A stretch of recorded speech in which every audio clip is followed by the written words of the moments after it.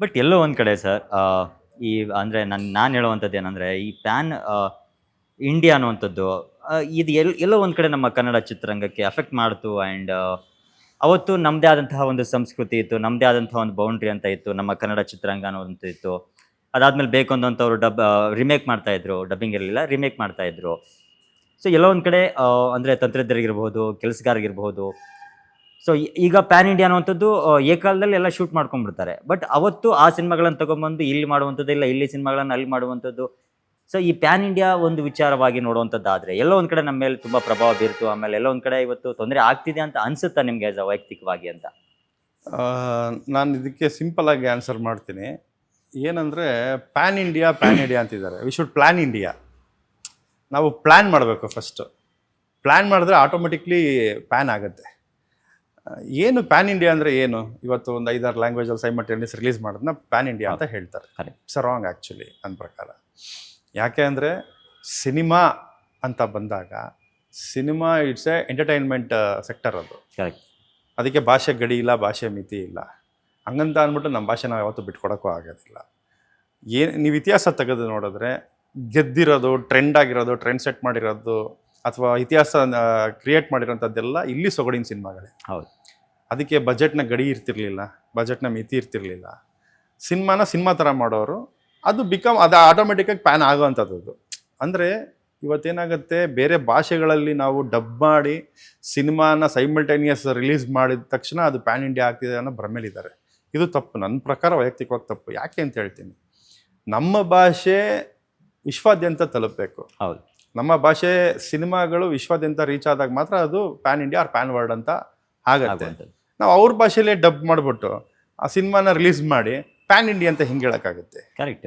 ಈಗ ನಾನು ಸಿನಿಮಾ ಮಾಡ್ತಾ ಇದ್ದೀನಿ, ನಂದು ಪ್ರೊಡಕ್ಷನ್ ಮಾಡ್ತೀನಿ, ಡೈರೆಕ್ಷನ್ ಮಾಡ್ತಾ ಇದ್ದೀನಿ. ನನ್ನ ಕನ್ನಡ ಭಾಷೆನಲ್ಲೇ ನಾನು ಎಲ್ಲ ಕಡೆನೂ ಸಿನಿಮಾ ರಿಲೀಸ್ ಮಾಡ್ತೀನಿ. ಬೇಕು ಅಂದರೆ ಅವ್ರು ಬಂದು ರೈಟ್ಸ್ ತಗೊಳ್ತಾರೆ, ಡಬ್ ಮಾಡ್ಕೊಳ್ತಾರೆ, ತಗೊಂಡೋಗಿ ಹಾಕೊಳ್ತಾರೆ. ಹಿಂದೆ ನಡೀತದೆ ಇದೇ ಬಿಸ್ನೆಸ್. ಹೌದು. ಅಣ್ಣವ್ರು ಅವತ್ತಿನ ಕಾಲದಲ್ಲಿ ಪ್ಯಾನ್ ಇಂಡಿಯಾ ಮಾಡಿಬಿಟ್ರು ಸರ್. ಹೌದು ಹೌದು. ರಾಜ್ಕುಮಾರ್ ಅವರು, ವಿಷ್ಣುವರ್ಧನ್ ಅವರು, ಶಂಕರ್ ನಾಗ್ ಅವರು, ಇವರೆಲ್ಲ ಸಿನಿಮಾಗಳಿಗೋಸ್ಕರ ಬದುಕ್ತಂಥವ್ರು. ನಾವು ಅವ್ರನ್ನ ನೋಡ್ಕೊಂಡು ಬೆಳೆದಂಥವ್ರು. ಅವ್ರು ಇನ್ಸ್ಪೈರ್ ಆಗಿ ನಾವು ಇಂಡಸ್ಟ್ರಿಗೆ ಬಂದಂಥವ್ರು. ಅವತ್ತೇ ಹೇಳ್ತಾರೆ, ಮಹಿಷಾಸುರ ಮರ್ದಿನಿ ಸಿನಿಮಾ 9 ಲ್ಯಾಂಗ್ವೇಜಲ್ಲಿ ಡಬ್ ಆಗಿತ್ತು. ಅಣ್ಣವ್ರದ್ದು ಅನುರಾಗ ಅರಳಿತು ಸಿನಿಮಾ ಇವತ್ತಿಗೂ ರೆಕಾರ್ಡ್ ಅದೇ ಇರೋದು. ಇಂಡಿಯಾದ 7 ಭಾಷೆನಲ್ಲಿ ರೀಮೇಕ್ ಆಗಿದೆ ಅಲ್ವಾ ಅನುರಾಗ ಅರಳಿತು ಸಿನಿಮಾ. ಸೊ ಇತಿಹಾಸ ತೆಗೆದು ನೋಡಿದಾಗ ತುಂಬ ರೆಕಾರ್ಡ್ಗಳು ನಾವು ಅವತ್ತೇ ಮಾಡಿಬಿಟ್ಟಿದ್ದೀವಿ.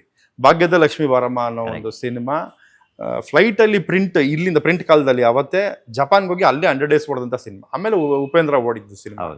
ಸೊ ಎಂಟರ್ಟೈನ್ಮೆಂಟ್ ಸಿನಿಮಾ ಚೆನ್ನಾಗಿದ್ದಾಗ, ಮನೋರಂಜನೆ ಬೇಕು ಅಂದಾಗ ಆಟೋಮೆಟಿಕ್ಕಾಗಿ ರೀಚ್ ಆಗುತ್ತೆ. ಅವತ್ತು ಯಾವುದೇ ರೀತಿಯಾದ ಡಿಜಿಟಲ್ ಇರಲಿಲ್ಲ ಅಥವಾ ಸ್ಯಾಟಲೈಟ್ ಅನ್ನೋದು ಇರಲಿಲ್ಲ.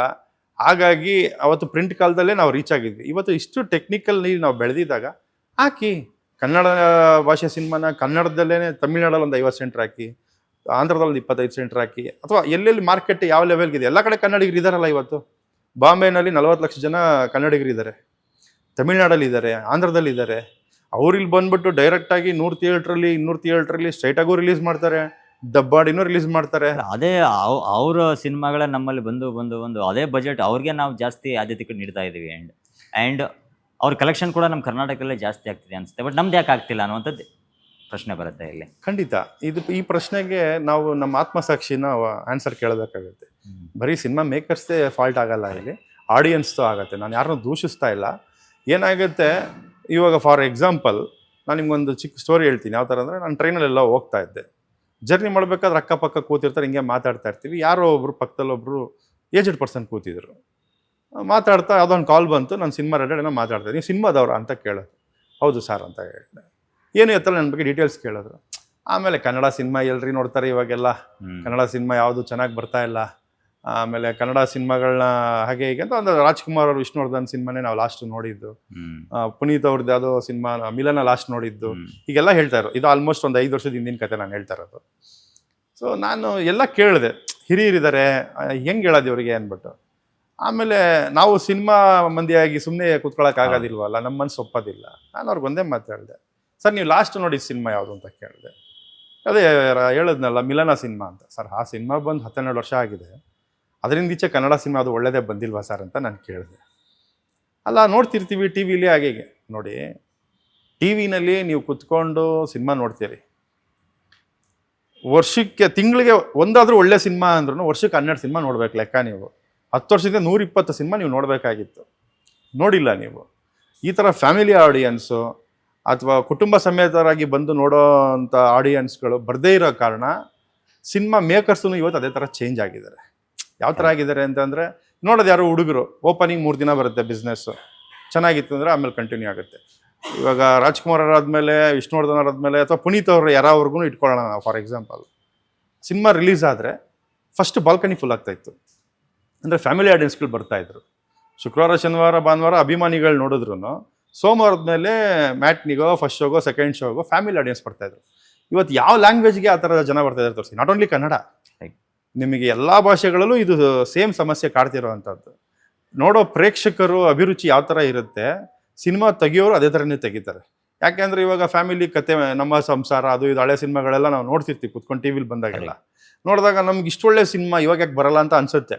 ನಮಗೆ ಅನಿಸಿದೆ ಎಷ್ಟೋ ಸಿನಿಮಾಗಳನ್ನ ನೋಡಿ. ಯಾಕೆ ಅಂದರೆ ನಾವು ಅಷ್ಟು ಒಳ್ಳೆ ಸಿನಿಮಾ ಮಾಡಿ ಕೊಟ್ಟರು ಜನ ತಗೊಳ್ಳಲ್ಲ.